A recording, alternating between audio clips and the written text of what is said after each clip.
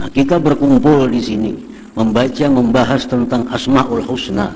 Tujuan kita adalah kita ingin masuk dalam kelompok yang ketiga ini, supaya akal kita ini sehat. Nah, jadi kita pengajian ini tujuan kita satu, kita hendak kenal, hendak tahu siapa, bagaimana yang selama ini sangat baik kepada kita, sangat sayang kepada kita. Setiap hari kita dapat nikmat pemberiannya itu. Nah, melalui Asmaul Husna itu akan menuntun kita untuk mengenal Allah Subhanahu wa ta'ala. Bismillahirrahmanirrahim. Salawat dan salam selalu kita haturkan atas junjungan kita Nabi besar Muhammad sallallahu alaihi wasallam dan seluruh keluarga, para sahabat, zuriat dan pengikut beliau sampai hari kiamat nantinya. Para muhibbin, hadirin hadirat rahimakumullah.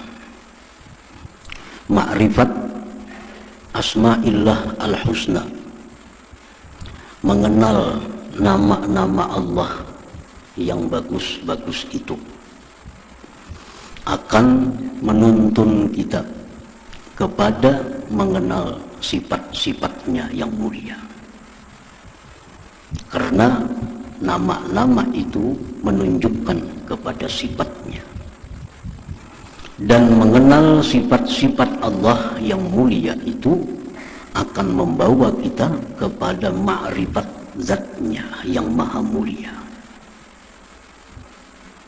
Karena sifat itu menunjukkan kepada zat. Nah, ma'rifatullah, mengenal Allah di dalam hidup ini merupakan suatu impian. Nah, suatu impian bagi orang-orang yang mempunyai akal yang sehat, akal yang selamat. Allah Subhanahu wa ta'ala berfirman, "Wa ma khalaqtul jinna wal ins illa liya'budun."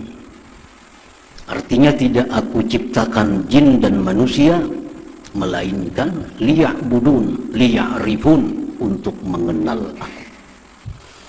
Nah, jadi manusia yang punya akal baik, manusia yang punya akal sehat, mereka ingin sekali ma'rifatullah, mengenal Allah Subhanahu wa ta'ala. Nah, para muhibbin, hadirin hadirat rahimakumullah, di dalam hal ma'rifat kepada Allah ini, manusia ada terbagi tiga. Pertama, kelompok yang disebut dengan la aqla lahum, manusia yang tidak ada akal baginya. Arti manusia cuma tidak ada akal. Nah, manusia seperti ini, mereka hanya kenal kepada makhluk. Kenalnya hanya kepada makhluk.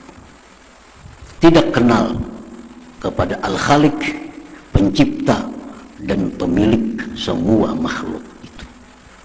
Nah, dia hanya kenal kepada makhluk, dia hanya melihat kepada makhluk, tidak kenal kepada pencipta, pemilik makhluk itu. Nah, manusia seperti ini disebut la aqla lahum, tidak ada akal bagi mereka. Seperti kambing. Seperti kambing. Kambing itu hanya kenal kepada pengembala. Kepada pengembala. Tidak kenal kepada pemilik kambing. Tidak kenal kepada pemiliknya. Kambing hanya kenal kepada orang-orang yang memberi makannya. Tapi kambing kada kenal kepada yang ampunnya.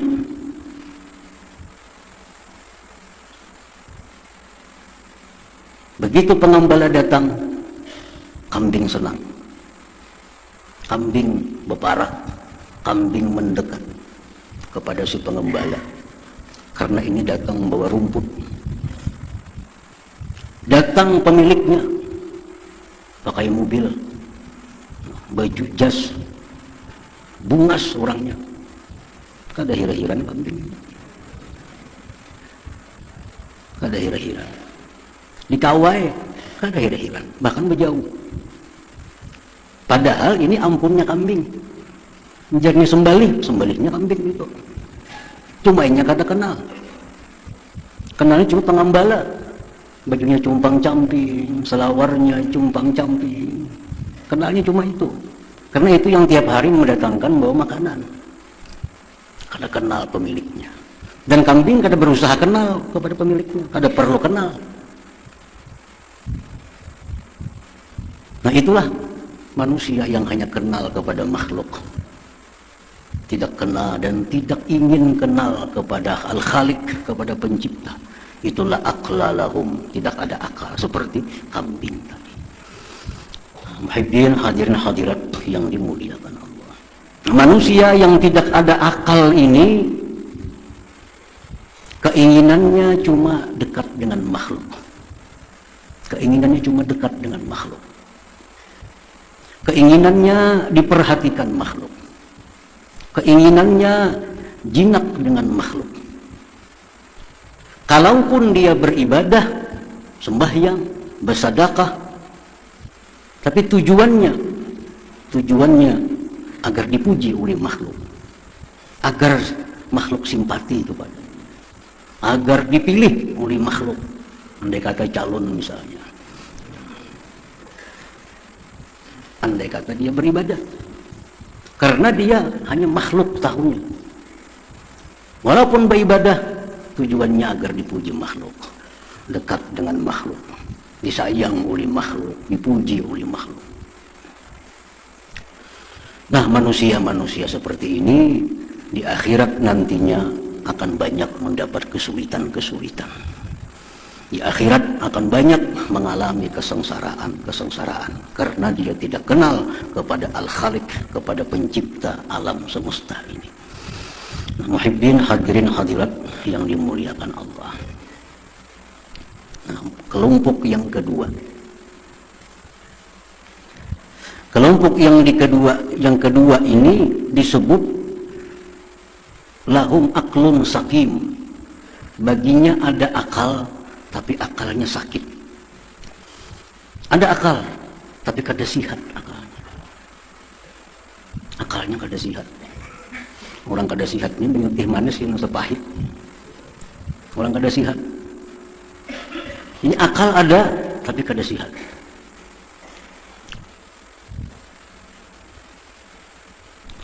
Nah, orang-orang yang kelompok ini, dia selalu ingin dapat nikmat Allah, ingin dapat perlindungan Allah, ingin mati ke surga, ingin banyak dapat bidadari, tapi tidak ada hasrat di dalam hatinya untuk mengenal Allah Subhanahu wa ta'ala. Kada ada tujuan, kada ada minat dalam hati untuk mengenal Allah. Yang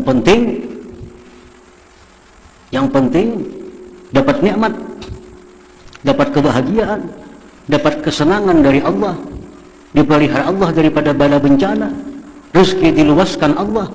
Perkara siapa Allah kada perlu tahu. Kada perlu tahu. Nah, ini orang berakal, cuma akalnya sakit. Nah, orang seperti ini kalaupun dia beribadah kepada Allah, sembahyang, baca Quran, tapi selalu minta kepada Allah murah rezeki, selamat dari bala, lunas hutang, mati ke surga, berkumpulkan Nabi ya pulang di surga minta.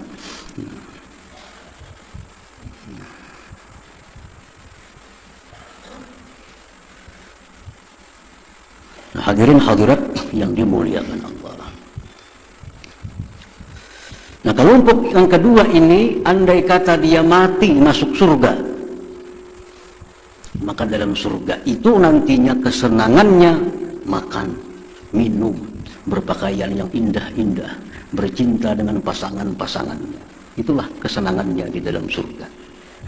Ini kelompok yang kedua. Nah, kelompok yang ketiga, disebut lahum aqlun salim. Yang tadi sakim, ada ini salim. Orang yang bagi mereka itu akal yang selamat, akal yang sehat. Nah, siapa kelompok manusia yang berakal sehat itu? Itulah kelompok orang-orang yang ingin kenal dengan Allah Subhanahu wa ta'ala, yang ingin dekat dengan Allah, yang ingin jinak dengan Allah. Mereka ingin apabila mendapat suatu nikmat, bukan hanya melihat pengantar nikmat, tetapi ingat kepada yang memberi dan pengirim nikmat itu, Allah Subhanahu wa ta'ala. Nah, inilah orang yang punya akal sehat, selalu ingin tahu, ingin kenal siapa yang selama ini memberi aku rezeki, siapa yang selama ini yang menghidupkan aku, siapa yang selama ini memberikan keamanan, kelapangan kepada aku, siapa itu. Nah, dia mencari, ingin kenal kepada orangnya. Nah, ini orang yang disebut aklun salim, punya akal yang sehat. Nah, hadirin hadirat yang dimuliakan Allah, tiap hari kita dikirimi orang baras tiap hari, bertahun-tahun sudah, tiap hari dikirimi baras, iwak secukupnya. Kalau kita punya akal sehat, kita hendak tahu siapa nama ngirim ini, baiknya pang tiap hari. Nah, itu akal sehat. Coba kan ya kita tiap hari buka lawang rumah, ada baras, ada iwak, ada amplop bisi duit, saben hari ada. Pasti kita hendak tahu mana orangnya yang memberi ini. Nah, ini orang punya akal sehat. Kalau orang punya akal sakit, kada penting tahu siapa mengirim, penting makan ada. Entah ini kiriman orang itu, orang mana, kada perlu tahu, penting makan. Itu akal sakit. Nah, orang yang punya akal sehat ini, kalaupun dia beribadah kepada Allah, yang dimintanya kepada Allah hanya satu, keridhaan Allah Subhanahu wa ta'ala, ibtigha mardatillah, minta keridhaan Allah. Kada minta surga, kada minta kesenangan dunia, tapi yang dia minta adalah mardatik ya Rabb, keridhaan engkau ya Allah. Hadirin hadirat yang dimuliakan Allah. Nah, kita berkumpul di sini membaca, membahas tentang Asmaul Husna. Tujuan kita adalah kita ingin masuk dalam kelompok yang ketiga ini, supaya akal kita ini sehat. Nah, jadi kita pengajian ini tujuan kita satu, kita hendak kenal, hendak tahu siapa, bagaimana yang selama ini sangat baik kepada kita, sangat sayang kepada kita. Setiap hari kita dapat nikmat pemberiannya itu. Nah, melalui Asmaul Husna itu akan menuntun kita untuk mengenal Allah Subhanahu wa ta'ala. Nah, hadirin hadirat yang dimuliakan Allah, Rasulullah sallallahu alaihi wasallam bersabda bahwa Allah mempunyai 99 nama, 100 kurang 1. Siapa yang ahsaha, siapa yang memeliharanya, maka dia akan masuk surga. Pengertian memelihara sudah dijelaskan, artinya menghafal, memahami, dan mengimani. Satu persatu Asmaul Husna kita hafal, kita paham, kita beriman. Bila mampu demikian, Rasulullah menjamin dakhalal jannah, masuk surga. Al-ula min asma'illah al-husna, yang pertama daripada Asmaul Husna itu Allah. Itu yang pertama, Allah. Qala al-Imam al-Ghazali rahimahullah bahwa ismun lil mawjudil haqq al-jami' li sifatil ilahiyah al-man'uti bi nu'utir rububiyah al-mutafarrid bil wujudil haqiqi. Itu Allah. Artinya Allah itu adalah nama bagi yang ada, yang sebenarnya, yang menghimpunkan bagi sifat-sifat uluhiyah dan disifati dengan sifat-sifat rububiyah yang bersendiri dengan ada yang sebenarnya. Nah, itulah Allah. Nah, maksudnya Maksudnya hanya Allah, zat yang wajib ada. Selain Allah tidak wajib ada. Wajib ini lain wajib nang bapahala itu. Wajib ini wajib pada akal. Artinya kada terupa pada akal kita, Allah itu tidak ada. Nah, Allah itu adalah zat yang wajib ada. Wajib ada. Hanya Allah yang bersendiri dengan ada yang sebenarnya. Hanya Allah yang bersendiri dengan ada yang sebenarnya. Adanya selain Allah hanya diadakan oleh Allah Subhanahu wa ta'ala. Adanya bumi, langit diadakan oleh Allah. Adanya matahari diadakan oleh Allah. Yang ada sebenarnya itu Allah. Yang lain dari Allah diadakan. Diadakan. Kita bisa berpandir diada-adakan jar. Bisa kita pandir itu. Diada-adakan jar. Berarti apa? Berarti kadada. Ini diada-ada benar aja. Diada-ada berarti kadada. Nah, selain Allah itu diada-ada, diadakan oleh Allah. Yang ada sebenarnya itu hanya Allah Subhanahu wa ta'ala. Allah kada diada-ada. Allah ada dengan zatnya. Selain Allah diada-ada, diada-adakan, dicipta oleh Allah Subhanahu wa ta'ala. Kalau yang bujur-bujur ada itu hanya Allah. Hanya Allah yang bersifat dengan sifat rububiyah dan sifat-sifat uluhiyah. Hanya Allah. Lain dari Allah kadada yang bersifat kerububiyah, kadada yang bersifat uluhiyah. Nah, muhibbin hadirin hadirat yang dimuliakan Allah. Sifat rububiyah. Rububiyah seperti mencipta. Itu rububiyah. Apalagi menghidupkan, mematikan, memberi, mencegah, menolong. Itu sifat rububiyah.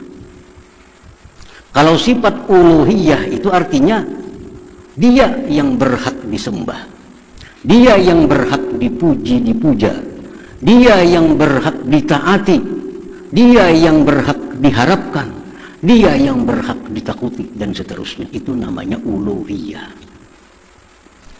Nah, bila kita berdoa kepada Allah dengan kalimat Ya Rabbi, berarti kita menyeru Allah dengan sifat rububiyah. Ya Rabbi artinya apa? Hai Tuhan yang mencipta, memberi, menolak, menghidupkan, mematikan, dan seterusnya. Kalau kita berdoa dengan Ya Ilahi, Ya Ilahi, hai Tuhanku yang berhak disembah, yang berhak dipuji, yang berhak ditaati, yang berhak ditakuti dan diharapkan, seterusnya. Biasa kita berdoa Ya Rabbi, ya. Artinya apa? Wahai Tuhan yang mencipta, wahai Tuhan yang memberi rezeki, wahai Tuhan yang menolong, menghidupkan, mematikan. Tapi kalau Ya Ilahi, ya Tuhanku juga artinya cuma uluhiyah. Ya Ilahi, hai Tuhan yang berhak disembah. Nah, tapi kalau kita berdoa dengan Ya Allah atau Allahumma, mencakup Ya Rabbi dengan Ya Ilahi kedua-duanya. Kalau Ya Rabbi kada termasuk uluhiyah. Kalau Ya Ilahi kada termasuk rububiyah. Tapi kalau Ya Allah masuk kedua-duanya. Rububiyah ada pada Allah, uluhiyah ada pada Allah. Makanya doa itu kebanyakannya diawali dengan Allahumma. Allahumma itu asalnya Ya Allah, ya-nya dibuang, diganti dengan mim, Allahumma. Begitu kita menyeru Ya Allah, komplit dah. Wahai Allah, wahai Tuhan yang punya sifat rububiyah dan punya sifat uluhiyah tadi. Nah, hadirin hadirat yang dimuliakan Allah, ketahuilah bahwa ini nama Allah paling agung, Asmaul Husna. Paling agung Asmaul Husna itu adalah Allah. Karena Allah itu menunjukkan kepada zat. Menunjukkan kepada zat. Kalau Rahman menunjukkan kepada sifat kasih sayang. Alim menunjukkan kepada sifat ilmu. Sami' menunjukkan kepada sifat mendengar. Tapi kalau ya Allah, nah itu menunjukkan kepada zatnya. Allah bisa kita panggil, bisa kita berdoa dengan ya Allah, ya Sami', ya Basir, bisa. Boleh. Dalam Al-Quran disuruh kita berdoa dengan Asmaul Husna. Tapi yang paling utama Allah. Nah, demikian Allah. Kalau kita panggil ya Allah, berarti kita menyeru zatnya. Makanya Allah pasti berdahulu, ya Allah, ya Sami', nah, ya Mujib, pasti Allah berdahulu. Zatnya dulu, hanya ada sifat-sifatnya itu. Jadi Allah itu adalah paling agung di antara sekian Asmaul Husna. Jadi sudah kita hafal Allah, sudah kita paham bahwa Allah itu adalah nama bagi zat yang wajib ada, yang bersifat dengan rububiyah dan uluhiyah. Itulah Allah. Nah, paham sudah kita, Allah sekalinya itu zat yang wajib ada, yang bersifat dengan rububiyah dan uluhiyah. Nah, apabila kita sudah paham bahwa hanya Allah yang ada sebenarnya, bersifat rububiyah, uluhiyah, paham, beriman. Nah, kita beriman bahwa Allah itu demikian. Nah, kalau kita beriman Allah itu demikian, apa kelakuan ipik yang ditimbulkan oleh iman kita itu?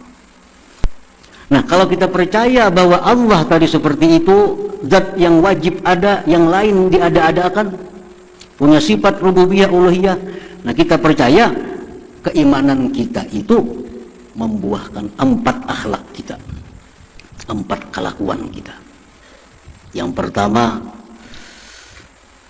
la yara illallah, dia tidak melihat kecuali hanya kepada Allah. Karena yakin, beriman, yang lain tuh kada ada, diada-akan aja. Yang ada sebenarnya hanya Allah. Lalu inya kada melihat selain daripada Allah. Nah, artinya kada melihat selain Allah itu, artinya kada melihat selain Allah itu, apabila dia melihat sesuatu, dia ingat kepada Allah sebagai zat yang mencipta dan mengadakannya. Nah, itu artinya. Dia tidak melihat selain Allah. Artinya, kalau dia melihat sesuatu, dia ingat bahwa sesuatu itu diadakan oleh Allah Subhanahu wa ta'ala. Melihat apakah? Dalam hatinya diadakan oleh Allah. Nah, itu artinya dia tidak melihat kecuali kepada Allah. Akibat beriman dengan nama Allah tadi. Satu itu. Yang kedua, dia tidak menoleh kecuali kepada Allah. Dia tidak menoleh kepada selain Allah. Nah, artinya apa? Kadang menoleh kepada selain Allah, dia tidak mencari penilaian makhluk, tidak mencari pujian makhluk dalam setiap perilakunya, dalam setiap tingkah lakunya. Dia tidak peduli celaan orang yang mencela, selama dia berada di jalan yang diridhai oleh Allah Subhanahu wa ta'ala. Nah, ini namanya tidak menoleh kepada selain Allah. Biar aja orang mencela, yang penting Tuhan kadang mencela aku. Kadang-kadang kita ada dihadapkan masalah. Kalau ini kita perbuat, orang kada ketuju, tapi Allah ketuju. Ambil Allah ketuju. Kalau kita beriman dengan nama Allah itu. Nah, dia tidak menoleh kepada Allah. Kalau aku makai ini, padahal orang kada baik, tapi Allah madahkan baik, ambil, nah ampun Allah itu. Kalau aku makai ini, orang samuan baik madahkan aku, tapi Allah pada tuju, ambil, nah ampun Allah itu. Nah, itu artinya kada menoleh kepada selain Allah. Yang ketiga dan keempat, dia tidak mengharap dan tidak takut kecuali hanya kepada Allah. Nah, tidak mengharap dan tidak takut hanya kepada Allah. Artinya, dia tidak beribadah melainkan hanya mengharap ridha Allah. Dan dia tidak menjauhi maksiat melainkan semata-mata takut kepada Allah Subhanahu wa ta'ala. Bila 4 hal itu ada dalam diri kita, kita ngarannya, kita ini namanya al-mu'min. Bismillah, orang yang beriman dengan nama Allah itu. Tahu sudah Allah tadi, ini artinya beriman. Bila kita beriman dengan nama Allah tadi, kita kadang melihat sesuatu kecuali Allah. Artinya kita melihat apapun, kita ingat itu diadakan oleh Allah. Yang kedua, yang kita cari itu adalah perhatian Allah. Yang kita cari penilaian Allah. Orang mencela kada jadi soal selama Allah memuji aku. Nah, kedua itu. Yang ketiga, beribadah tidak ada yang diharap selain ridha Allah. Menjauhi maksiat semata-mata karena takut kepada Allah Subhanahu wa ta'ala. 4 hal itu buah keimanan kita kepada Asmaul Husna yang pertama, Allah itu. Nah, hadirin hadirat yang dimuliakan Allah. Kemudian zikrullah bilafzil jalalah.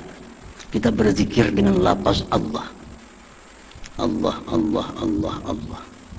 Ini ada 2 pendapat ulama. Satu pendapat ulama yang mengatakan tidak ada zikir dengan lafaz Allah, Allah. Tidak ada. Yang ada diajarkan Rasulullah, la ilaha illallah, alhamdulillah, subhanallah, astagfirullah. Kalau Allah, Allah tidak ada. Ini bid'ah. Ini kelompoknya Ibnu Taimiyah dan seumpamanya. Kada jadi masalah. Ini ulama-ulama juga. Kan ulama ini pewaris Nabi. Ulama pewaris Nabi. Nangaran pewaris ini kada sama dapat. Abah kita sugih, bisa motor, perumahan, rumah, toko. Kakak dapat toko, kada dapat rumah. Kita dapat kabun, kada dapat duit. Tapi sama mewaris Nabi juga. Jadi perbedaan para ulama itu kada perlu dipersoalkan. Yang penting namanya kita hendak umpati. Semuaan yang ampun Nabi juga. Semuaan ampun Nabi. Waris Nabi. Nah, kelompok ini mengatakan tidak ada zikir Allah, Allah. Kalau hendak berzikir la ilaha illallah, lebih baik karena itu diajarkan oleh Nabi langsung. Nah, pendapat yang kedua, ada itu zikir Allah, Allah. Ada. Bahkan Imam Abul Abbas Al-Mursi, ini gurunya pengarang hikam, berkata, liyakun zikruka Allah, Allah. Fa inna hadzal isma sultanul asma. Hendaklah zikir engkau itu Allah, Allah, Allah, karena itu merupakan rajanya Asmaul Husna. Abul Abbas Al-Mursi ulama juga, pewaris Nabi. Kalau 4 ulama yang pertama kada perlu berzikir Allah, Allah. Kalau 4 kelompok ulama yang ini ya, boleh kita berzikir dengan Allah, Allah itu. Apa manfaatnya kalau kita berzikir Allah, Allah, Allah untuk mewujudkan yang 4 hal tadi? Supaya kita kadang melihat sesuatu melainkan Allah, kadang menoleh kepada selain Allah, tidak takut, tidak berharap kecuali Allah. Kalau hendak dapat itu, banyak berzikir Allah, Allah, Allah. Ya sekada-kadanya 2000 per sehari. 1000 itu 10 menit saja. Kada sampai sebelum rukuk. Coba aja. Allah, Allah, Allah, Allah, Allah. Sampai ke hati-hati tapi nyala Allah. 10 menit kada sampai tuntung. Nah, siang 1000, malam 1000. Amalakannya. Sedikit demi sedikit kita akan bisa melihat apa? Oh, diadakan Allah. Melihat apa? Oh, diciptakan Allah. Itu faedahnya orang yang mengamalkan zikir lafzul jalalah itu. Nah, hadirin hadirat yang dimuliakan Allah, mudah-mudahan Allah berikan kita taufik hidayah sehingga bisa mengamalkan ilmu yang diberikan Allah Subhanahu wa taala kepada kita. Ya hadratin Nabi sallallahu alaihi wasallam, al-Fatihah.